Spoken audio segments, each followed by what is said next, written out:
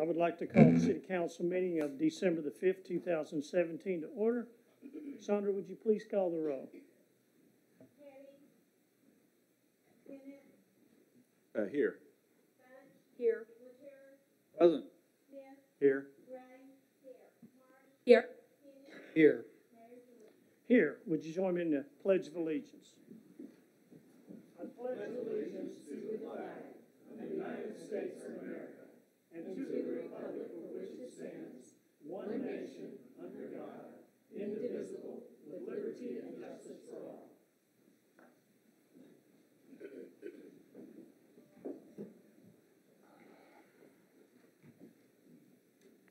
All right. Good evening, everyone. I would, under the mayor's announcements, proclamation, and recognitions, the first order of business we have tonight, I would like to recognize Boy Scout Troop 854, if they'd stand to be recognized tonight. Thank you all.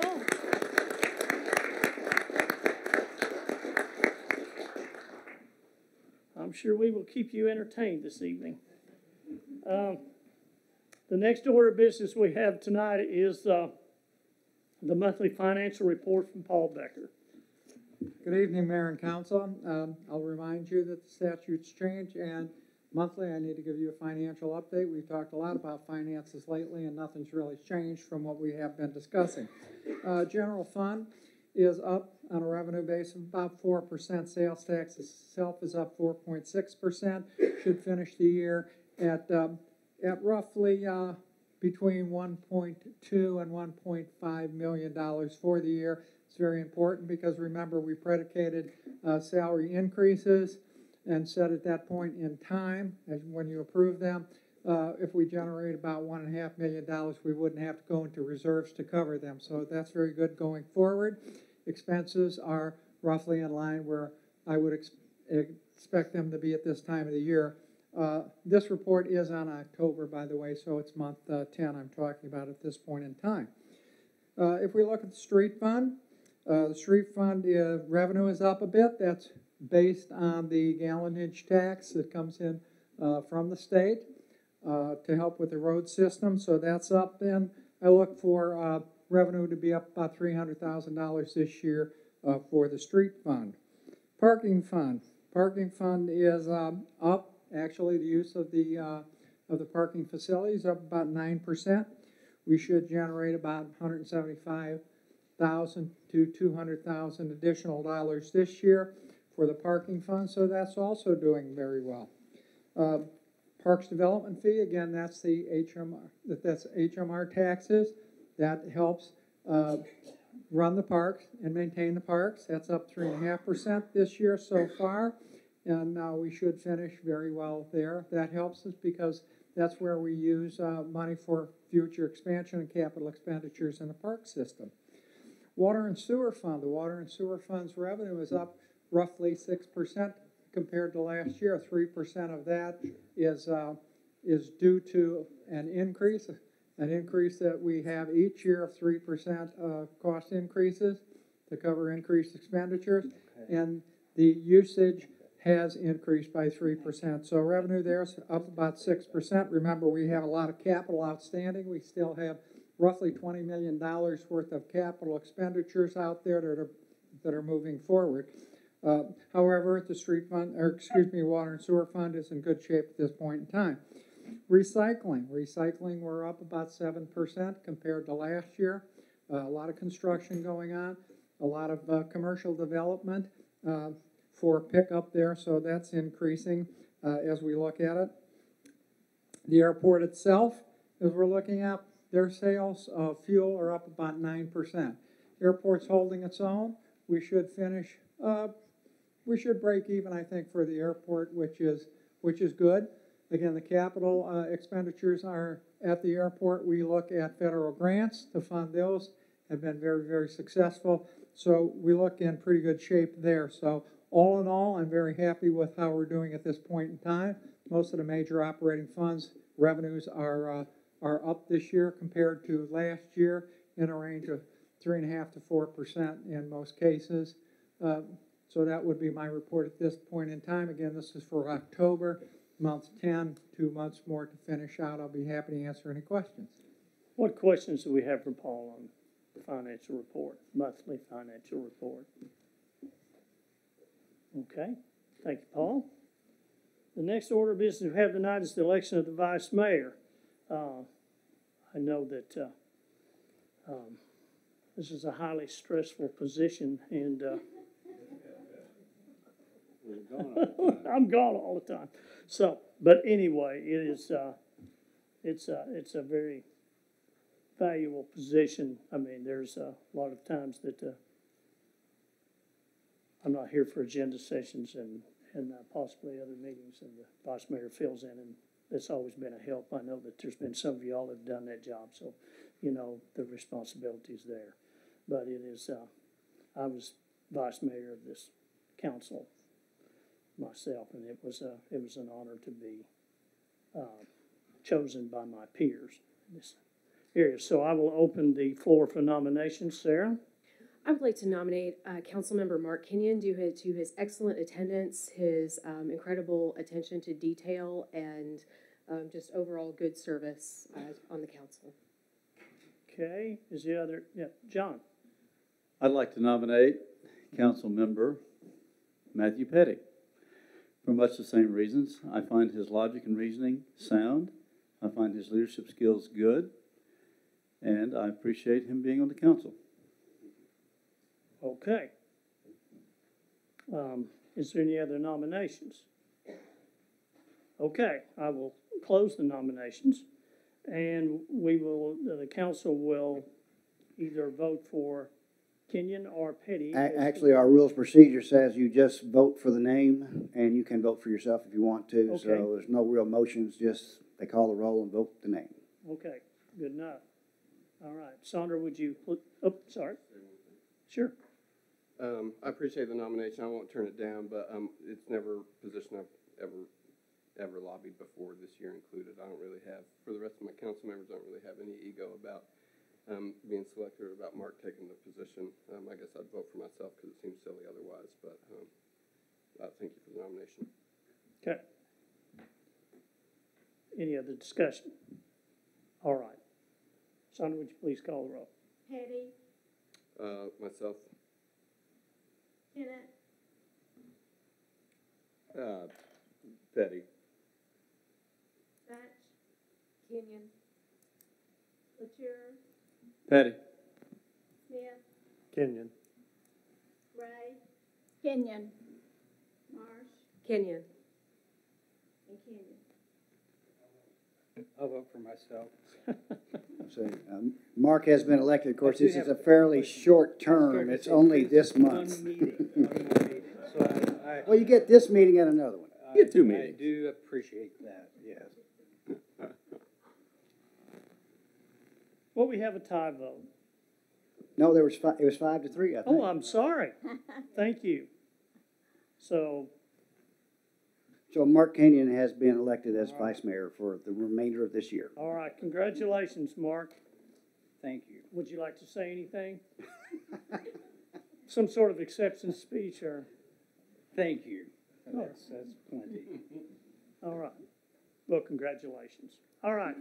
The next order of business is the consent agenda. Number one, approval of the November 21st, 2017 City Council meeting minutes. Number two, a resolution authorizing acceptance of the Arkansas Firewise grant from the Arkansas Forestry Commission in the amount of $500 for use by the fire department and to approve a budget adjustment. Number three, a resolution to award RFP 17-13 and to authorize a one-year contract with Gallagher Benefits Services in the amount of $80,000 with automatic renewals for up to 4 additional one-year terms for the provision of the city employee benefits broker services. Number four, a resolution to award bid number 17-57 and authorize the purchase of Freightliner M2112 roll-off truck from Truck Centers of Springdale, Arkansas in the amount of $148,663 for use by the Recycling Trash Collection Division.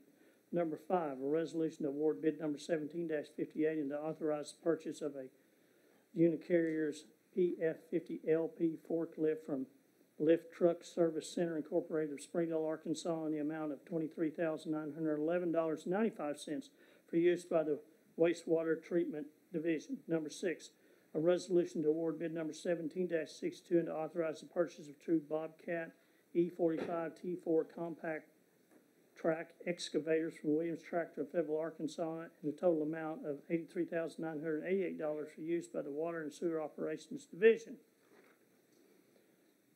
Number 7, a resolution to award bid number 17-63 and to authorize the purchase of a Sika sewer jetter truck from Hennard Utility Incorporated of Searcy, Arkansas, in the amount of $217,575 for use by the Water and Sewer Operations Division. Number 8, a resolution to close the Spring Street Parking Deck Fund, transfer about $243,431 remaining in the fund to the parking fund, and to approve the attached budget adjustment. Number 9, a resolution to approve a one-year contract with BKD LLP for auditing services for the 2017 audit, with an option to renew for up to 4 additional one-year terms. Number 10, a resolution to award bid number 17-56 and authorize contract with 81 Construction Group Incorporated in the amount of $435,650 for the construction of the Lake Sequoia Basin 3 access road, and to approve the project contingency in the amount of $43,565. Number 11, a resolution to award a contract with McClellan Consulting Engineers Incorporated in the amount of $15,200 for testing and surveying services associated with the construction of the Lake Sequoia Basin 3 access road project, and approve a budget adjustment. And number 12, a resolution to approve amendment number 1 to the contract with Goodwin Williams and Yates Incorporated in an amount not to exceed $74,016 for changes to the Dinsmore Trail water main plans, construction observation and management services, and assistance with pressure sustaining valves on the water mains. I'll entertain a motion to accept the consent agenda as read. Sarah. So moved. Adela. Second that. We have a motion and a second to accept the consent agenda as read. Sandra, would you please call the roll?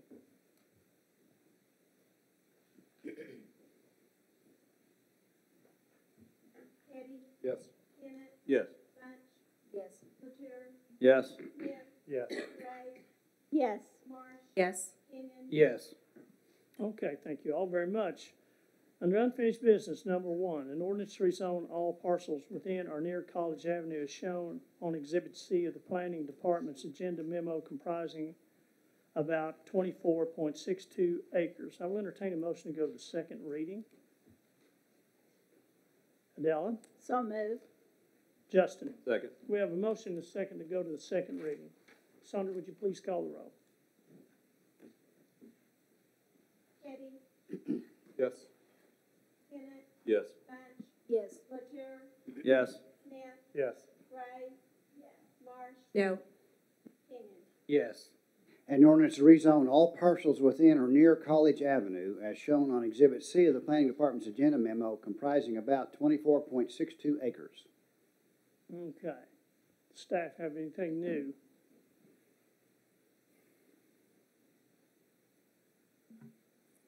Good evening, Mayor and members of the council. I have a short addendum to our staff report from 2 weeks ago. Okay. First, I might just recap what the proposal is and then suggest some possible modifications. The goal here is quite simply to take a highway and put the regulatory framework in place to make it more walkable and turn it into a main street. It's undergoing extensive review. Some feedback we got earlier from the Planning Commission and others is, let's not design unnecessary custom districts, but let's use the districts that we already have on the books to the extent possible. So that drove what you see on the proposal to a large extent. The corridor is mostly zoned C1 and C2, and those are conventional use-based districts. And the proposal is to rezone those to community service and urban thoroughfare districts, which are form-based districts. So the primary differences are the introduction of allowing residential uses and the establishment of a Build 2 zone. The other allowed uses in those districts and the height of buildings are largely the same.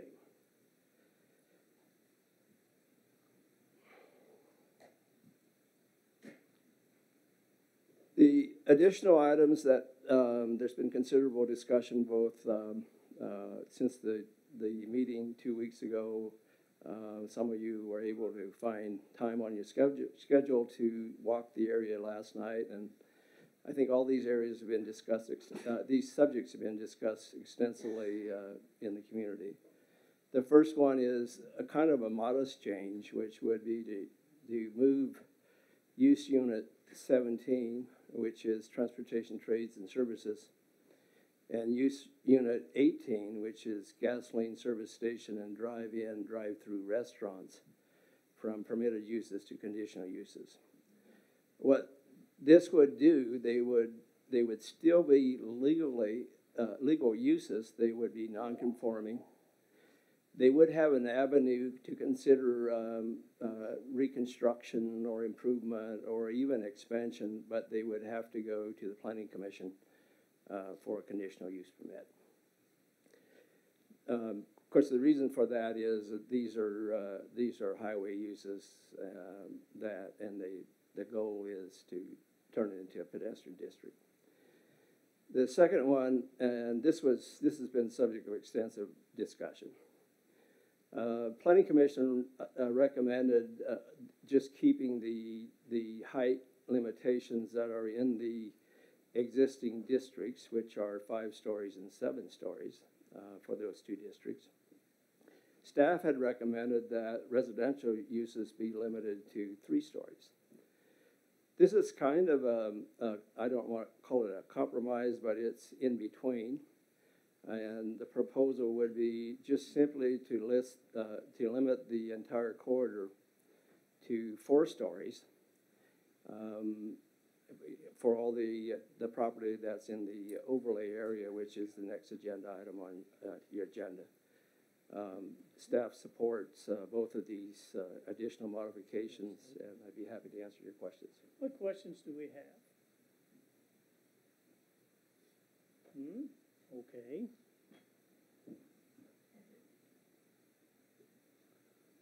What public comment do we have on this? Okay, I'll bring it back to the council. Sarah. Thank you. I'm very impressed. I think that these 2 issues address the bulk of my concerns. I still have some concerns about the Build 2 zone. I do think it's a little deep. I prefer it to see it from 0 to 10 feet, but I wholeheartedly endorse these 2 proposed changes, as I think they will really go a long way to delivering that vibrant, walkable, mixed-use district that we're looking to do here. Thank you. Mark? I also endorse these changes. I've had a lot of input from the neighborhood, especially the neighborhoods, the Washington Willow Historic Neighborhood and the Wilson Park Historic Neighborhood. And the concern was with the 5 to 7 stories, and rather than connecting the neighborhoods and making them feel more connected and walkable, that there would be some large development, especially in the higher elevations, that would aesthetically and possibly in some way divide the connectivity between the 2 neighborhoods. By having by allowing the 4 stories for residential along the whole thoroughfare that we're talking about here, you're going to see actually continuity and truly connectivity between the 2 neighborhoods, and there's certainly that desire between the 2 neighborhoods and everyone that lives on both sides of College Avenue. I think when you look at the heritage of College Avenue and kind of what it was once upon a time, because I I have received a lot of input from people who recall what it used to be.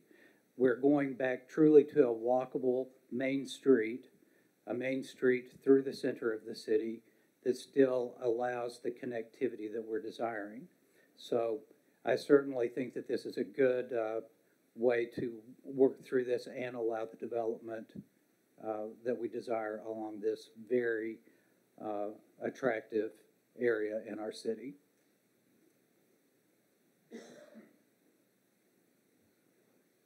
Okay. Matthew? Mayor, I move we amend the ordinance as described by staff with the request on the screen, number 1, to move use units 17 and 18 to conditional uses Okay. in both districts as applicable, and number 2, to reduce the maximum allowed height to 4 stories for all uses. Exactly. Okay. Everybody good? Any discussion on the amendment? Mayor, if I could make a question, the 4-story height needs to be on the overlay item as opposed to changing the entire zoning. I think that's the intention of the council, correct? I think both would be part of the overlay. I think that the 4-story one should probably go with the overlay district, which is the next ordinance, not this one. Right. And this ordinance was not changing, I did draft for you, Alderman, or Councilmember Petty, an ordinance that would in fact move these 2 use units to conditional uses. And that ordinance is not before us. You didn't have me present it. You wanted to wait on that. So that's a real ordinance that needs to be read rather than just say we want to do that. I'm not intending to talk about that ordinance now. I just misunderstood that these amendments needed to be made on the following item. Okay, well, certainly we can change number 2 in the next ordinance in order to accomplish that. Okay, so we need to do number 1 now and number 2 in the second one? Number 1 is really a standalone ordinance that I've drafted on behalf of Alderman Petty, and it's not before the council, not on our agenda. No, that's not correct. What I believe staff's recommending is that both recommendations only apply in the overlay district. And that's what my motion was intended to reflect, so I'll make that motion. That was Someone else can our. make it. So let's wait for the next ordinance then and see if you can put both of them in that one. So we need to wait on the amendment until the next, Yeah, this Ordinance comes is a on. rezoning ordinance, but it's not Okay. changing any of this, either one of those 2 points. I got it. All right. It's okay. Yes, Sarah? I'm not sure that I'm comfortable voting to approve it without the overlay district done first, because I would not support it without these amendments to the overlay district. And maybe we need to hold this one on this reading and then do the overlay district, and then we can come back and. You can certainly move to amend the rules and place the other ordinance before the council now, if you readjust the agenda by placing that one above this one. Thank you. I would like to do so. So moved. We move to, I move to consider the overlay district first, so that we can nail down the overlay district, and then we can approve the rezone. Mark? I will second that. Okey dokey. All right, is there any discussion on that? Is there any public discussion on that? I'm sure there isn't. Sandra, would you please call the roll?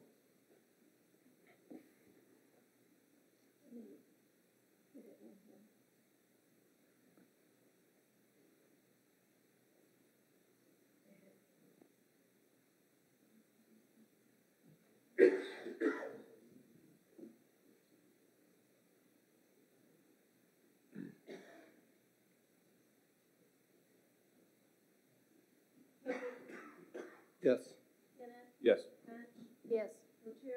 Yes. Yes. Yes. Yes. Yes.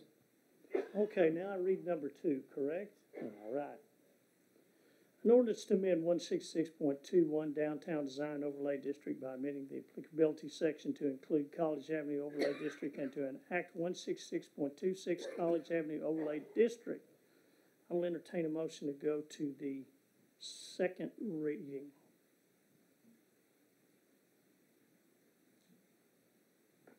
Sarah, sorry. Move we suspend the rules and go to the second reading.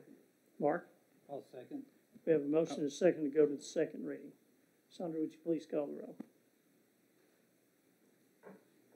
Petty, Yes. Kennett, Yes. Bunch, Yes. Latour, Yes. Smith, Yes. Gray, Marsh, Yes. Kenyon. Yes. An ordinance to amend section 166.21 Downtown Design Overlay District by amending the applicability section to include College Avenue Overlay District and to enact section 166.26 College Avenue Overlay District. Okay. Carter, do you have anything else you want to add on that or anything? We're pretty well, No, Mayor. okay. I think what you need to do is look under general requirements in that particular section 2 and leave subsection 1 the same, which says buildings shall be constructed in accordance with the Downtown Design Overlay District architecture standards. But number 2 should be buildings shall have a maximum height of 4 stories. And number 3, that, well, unfortunately that's been removed now, but what Garber might tell us will be section 3 will be the applicability of changing the currently allowed uses and make them conditional uses for those districts as stated in number 1. Have y'all got all that? Don't ask me to read it at this point. Okay. Mark? Oh, sorry, John. Mr. Mayor, I have a couple of questions for Mr. Gardner. Okay. How's the development community accepting these changes? Is this something they expect or meeting their expectations? Do you see a lot of investment in this area from the development community? We have only heard support. We've heard from several property owners that were interested in expanding the allowed uses to the residential uses.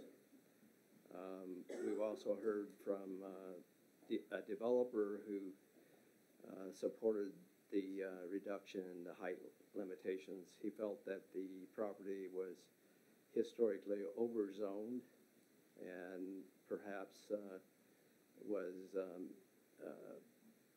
receiving some speculative value rather than that made it hard for someone to do something with the property. Thank you. Okay, anything else? Oh, this is the amendment, correct? Right. Yes, and I think I can probably word it a little bit better here. It would be to amend, as I said, the first, under general requirements, the first subsection will be the same. The second subsection will say the maximum height of all structures shall not exceed 4 stories. And then number 3 would say that use unit 17 and 18 shall be moved from permitted uses to conditional uses within this district. Okay, everybody good? Okay. Any public comment on that? Okay, bring it back. All right, there's no other discussion. Sandra, would you please call the roll? We have a motion and a second to amend this ordinance. Okay. Go ahead. So moved. Mark, Second. we have a motion and a second to amend this ordinance. All right. Sandra, would you please call the roll? Petty, Yes. Kennett, Yes. Bunch, Yes. Latour, Yes. Smith, Yes. Gray. Yes. Marsh. Yes. Kenyon. Yes. Okay. That takes care of that. Now I'll entertain a motion to go to the third and final reading.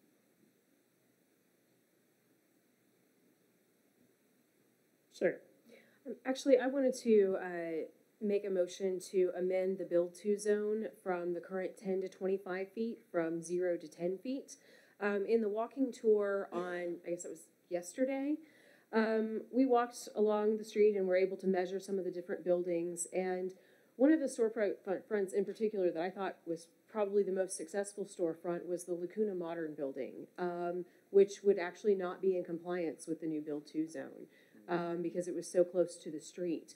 And I have concerns that the 25-foot Build 2 zone is too far from the street, especially when you consider that only 50% of the frontage has to be built to the Build 2 zone.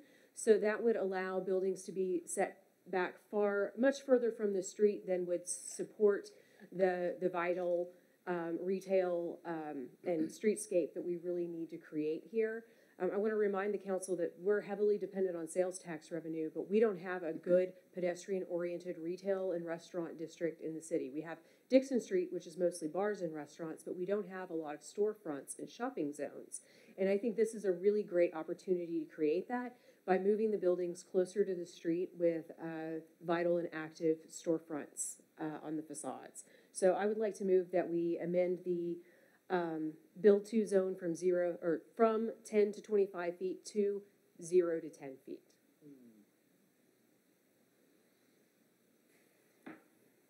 Okay, so your amendment is from 10 to 25 setback to 0 to 10, correct? Correct. Okay. We have a second. Mark? I will second that because I do think we need to discuss it. Okay.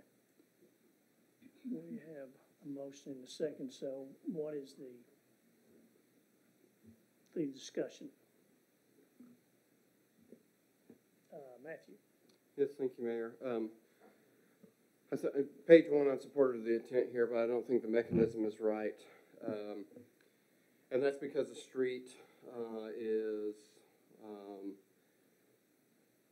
there's already not a lot of room in it to do what we would like to do. I think we'd really benefit from having an actual urban design process here so that we knew what we wanted the street to look like in the future. So for a couple of reasons, I think we should maintain the Build 2 lines as proposed. Number one, there's actually been a couple studies of the street done today. For example, if we wanted to put a boulevard in the street, it is impossible to do that in the current right-of-way and provide for parking or to provide for adequate pedestrian sidewalks. The right-of-way simply isn't available to give us these kinds of options. That kind of calculus is compounded, and when we start talking about transit or protected cycleways, we simply don't have the right-of-way to do the things that we would like to do, and that's compounded the closer the buildings get to the street, because if we have to acquire right-of-way in the future, acquiring right-of-ways with buildings over the top of, acquiring land with buildings constructed is obviously so much more expensive and difficult to retrofit than patio spaces or walkways. I think I would have been very bullish in supporting this amendment if we didn't have a law on the books that's relatively new, that's only about a year or so old. I co-authored that with staff and sponsored it here, and it was passed unanimously by the Planning Commission and the Council to restrict parking in front of buildings and to insist upon pedestrian-oriented elements. I'd probably take that a step farther here and say that small green spaces, which I would really maybe characterize as green Band-Aids, are probably not appropriate on this stretch. I think they've got to be pedestrian-oriented. So I think there's more about the treatment of space than it is about the depth. Certainly we could cross some threshold where the depth would be prohibitive with respect to these plans. I don't think 25 feet is at that threshold. More to the point, I think that when anybody looks at any of these sites for development, they're going to be driven to put buildings as close to the street as they can because we require parking to be in the rear. I expect very few buildings will take advantage of a Build 2 zone that allows 25 feet. But if they did, they would have to make that a pedestrian space. So I don't see anything wrong with the eventuality of restaurant sitting out near the road if we can ever tame the street. I think putting buildings within 10 feet of the right-of-way would prevent a lot of that. As an example, a project I'm doing in my private sector life right now, we wanted to put close to the street on a zero lot line. We were allowed to do it with the zoning. We had a utility easement that prevented us from doing so. Now we're going to have a patio out in front with 900 square feet of seating that we would have never elected to do if the Build 2 line or if the utility easement hadn't been there. So I think we're preserving some of these opportunities in the future if we maintain the Build 2 zone. I might even go farther with new laws that we don't have today, and require some of that space to be maintained as a travel way for pedestrians, because I think in a lot of places, when we think about the vision we have for this as a Main Street retail and residential corridor, a 10-foot sidewalk is not enough to support that. And having buildings on zero lot line on the right-of-way right now would prevent us from having sidewalks that are wider than are currently installed today, which are adequate for today, but probably inadequate for the future. And really going back to cycling and transit issues or other urban design issues with respect to the street cross-section, I think it really limits us. So I'm not going to make a particularly passionate argument to preserve what's on the books today, but I think that what is on the books today is the right thing. Okay. Sarah? I would just note that on the walking tour, the buildings that were recessed back around 25 feet, the front areas, mostly they were filled with cigarette butts or poorly maintained landscaping, trash. It wasn't the type of streetscape that I really felt like was enticing to attract people out to walk and present the best space for our city. And I would like us to have a hard build to line so that we have a consistent streetscape wherever that is. And, you know, if that's 10 feet back, that's fine. But I feel like it's very important when creating a walkable district that we have a hard urban edge and establish that streetscape. And when you only have 50% of the building that has to meet that, and the other 50% can be recessed, or there could be parking behind screening, we're starting to develop holes in the streetscape, which are detrimental to the overall vitality and invitingness of the space.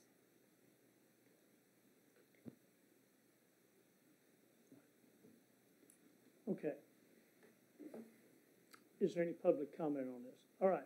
Public comment. Everybody gets one turn to the microphone. You have 5 minutes. Please introduce yourself. Tell us,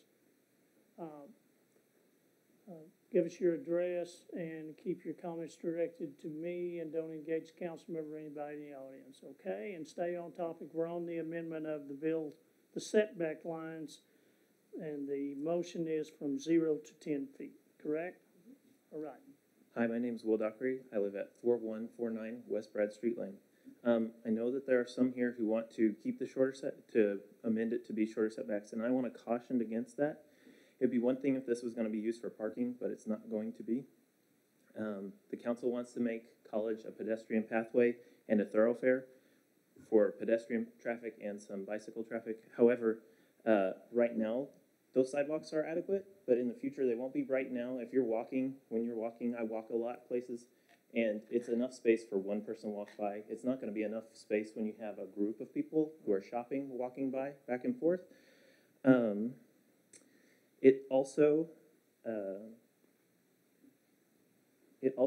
a larger setback kind of goes with the historical district in that area. Historically, that area was houses and commercial areas, and they had a larger setback. It's not like it's on the square where the setback's been shorter this entire time. It also would allow a more robust plaza space for dining, shopping, and a pedestrian greenway. Because you have that larger setback, you could have little walkable, like little parks and greenways. Larger setbacks have also been developed in Seattle, Portland, Alexandria, and Annapolis to revitalize their walkability. They actually increased the setback. They took away some of the road to make a larger setback so that they could walk. And it's further advocated by many urban designers, including Cy Palmer in his book, Creating a Vibrant Urban City Center. And one last thing, personally, I grew up in 3 towns. This one, Oceanside, California, and Frederick, Maryland. Frederick, Maryland is a little unique in that area in that it didn't get burned down when the Confederacy marched through Gettysburg, and all the other towns did. So its setbacks are still the original setbacks from back in the early 17 to 1800s. Those setbacks are about 10 feet, and trucks have problems getting through there. People don't like to walk there. The city spent millions of dollars, in fact, making a new walkability center on the creek because people didn't walk on the historical towns because of the way the cars were going and everything. So the buildings that are there are similar to what we're wanting to build on College, and yet with that shorter setback, they ended up, a lot of the buildings built entrances on the back ends of their buildings, and then they built a new walkability plaza on the back side. So that's just something to keep in mind, that other cities have kept that larger walkback, or the setback, so that it's more walkable. Thank you. Okay, thank you. Who else would like to address us on this? Okay, we'll bring it back to the council. What other discussion do we have on this? Okay? Sarah?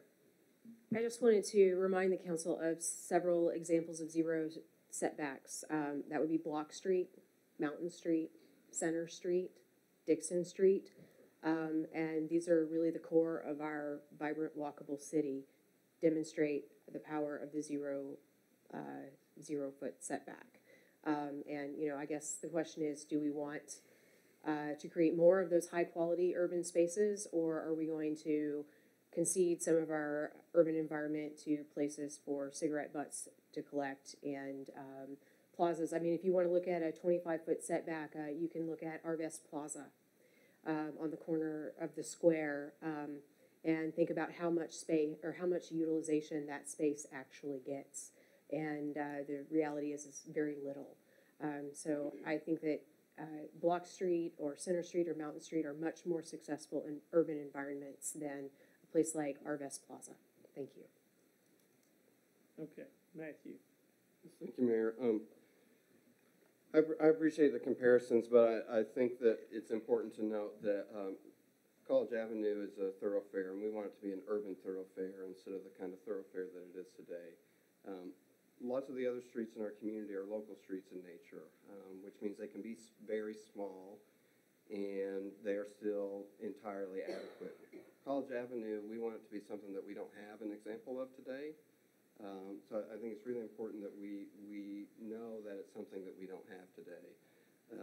And the intent of the requirement for pedestrian-oriented elements and pedestrian-oriented frontages that we have on the books that would apply here is to create these semi-public or public-private frontage zones between the right-of-way boundary and the building frontage itself. Those kinds of zones are really important or really valuable whenever they are used. They're certainly not critical for every street. Some of the examples that were just mentioned. Center Street doesn't have frontage zones at all. It's all zero lot line. It's a beautiful street. It's a great street. It's been undergoing an incredible revitalization since we did it, and we should be very proud of it. Block Avenue has a mixture of zero lot line development and frontage zones. A lot of people really enjoy sitting in front of the Little Red Company, and maybe would even appreciate a little bit more space to do so. So I don't think there are any hard lines here. I don't think there's an answer that is applicable in every single condition. For me, what I'm thinking about is what are the future needs for College Avenue? It's always going to be a major transportation corridor. It will probably not always be a transportation corridor that can only be traversed by vehicles. I imagine in the future that it will be a corridor that's traversed by people on foot and people on bike and people in transit and people in cars. And it is exceedingly difficult, as somebody who's actually participated in professional studies at a community design center here, is exceedingly difficult given the right-of-way that is there now to accommodate that vision. Now, if we have a little bit extra space outside of the current right-of-way that we can dedicate to some of these other uses, it becomes a little bit less difficult, and that's what I'm basing my vote on. Okay. John? Thank you, Mayor. This is an issue that's, we're getting into personal preferences some, and I'd remind us that a lot of our retail is moving to online, and we might have very nice visions of a fun retail area, very walkable and very community friendly, and building relationships. I like that atmosphere. I enjoy those things. But a lot of our people are buying online now, so a brisk retail center may be something we're just talking about that may not actually come into being. So I'd remind us of that. I'm not saying we shouldn't build this. I'm not saying, this is a bad idea. sounds like a good idea. But I'd remind Councilmember Marsh that just because we have a larger space